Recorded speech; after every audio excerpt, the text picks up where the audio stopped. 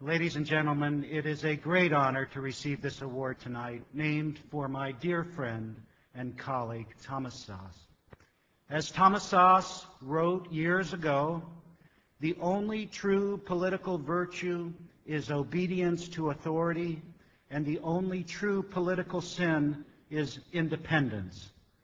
Independence renders authority useless, and that is what infuriates it so. You've undoubtedly been told you're mentally ill for daring to say that the emperor called psychiatry has no clothes, not to mention stupid and unscientific. At least this is what some of my colleagues say about me at one university. So if this is something that has happened to you, I'm here to say that you are not alone. The controversy regarding the myth of mental illness and psychiatry is not about science or medicine, it's about power. When psychiatrists start agreeing with you, well then perhaps you ought to reconsider your position. Something may be wrong. So I'd like to say a few disobedient things, which is especially true because I was trained as a psychologist, and when a member of the profession criticizes its own, it's considered especially sacrilegious. What do we know that is true, that the cult of psychiatry keeps telling us is false? First, the idea that there is a known brain lesion causing mental illness. The truth is, we cannot tell who is mentally ill and who is not by looking at pictures of their brains or analyzing their blood. Psychiatrists had to invent their own book of diseases because pathologists would have nothing to do with them. It's called the Diagnostic and Statistical Manual for Mental Disorders, the DSM, a great work of fiction. What's the difference? What's the difference between the DSM and a scientific book of disease? Every disorder in the DSM is invented. Every disease listed in a pathology textbook is discovered. Real disease is found in a cadaver at autopsy. Mental illness is not. Mental illness refers to something that a person does. Real disease refers to something that a person has. Consider this yet another way. It takes one person to have a real disease. It takes two people to have a mental illness.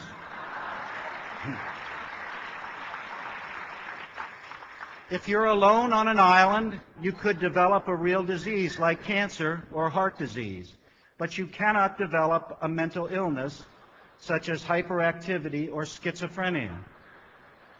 This is because mental illness is always diagnosed on the basis of some sort of social conflict. When people do something that others find objectionable, they can be diagnosed as mentally ill. If the person doing the diagnosing is more powerful than the person diagnosed, then there is trouble. In this sense, the diagnosis of mental illness is always a weapon. Not so when it comes to diagnosing real disease. Think of how, when people get angry with one another, they inevitably resort to some kind of diagnosis. They say, "You're crazy. You're mentally ill. You're paranoid." Can you imagine somebody getting angry with someone and saying, "You have diabetes. You have Parkinson's disease"? Social conflict has nothing to do with developing a real disease. You don't develop diabetes because someone doesn't like the way you think, speak, or behave. You have to have someone else present to judge that your behavior is morally good or bad in order to have a mental illness. So diagnosis is a weapon, a tool people use against one another, especially when there is some kind of power conflict present. And what of treatment?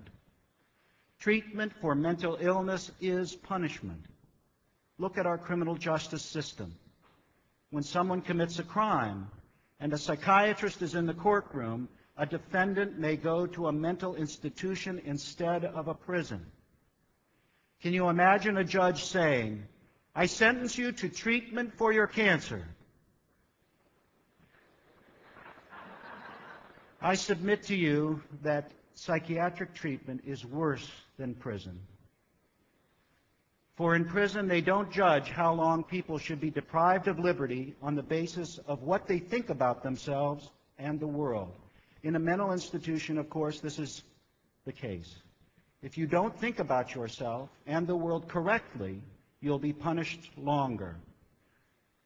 Psychiatrists love to say that mental illness is a real disease, just like cancer. The analogy between mental illness and real disease is not reciprocal. It doesn't hold both ways. Having cancer is not like being depressed. We don't shock people who have cancer to make them better, especially if they don't want to be shocked. Consider how melanoma, a deadly form of skin cancer, is a disease here as well as in northern India. If you have melanoma, does it cease to exist if you move to another country, another culture? Of course not. If you're wandering the foothills of the Himalayas and meditating for 15 hours a day, you may very well be called a holy man in India. Take that same person, have him walk across the grounds of the Washington Monument in Washington, D.C., and he's diagnosed a paranoid schizophrenic and committed to a mental hospital. What do you think psychiatrists would do if Jesus were alive today, or Buddha, or Mohammed? Bada bing, right into a mental hospital, injected with drugs to stop their crazy beliefs and speech.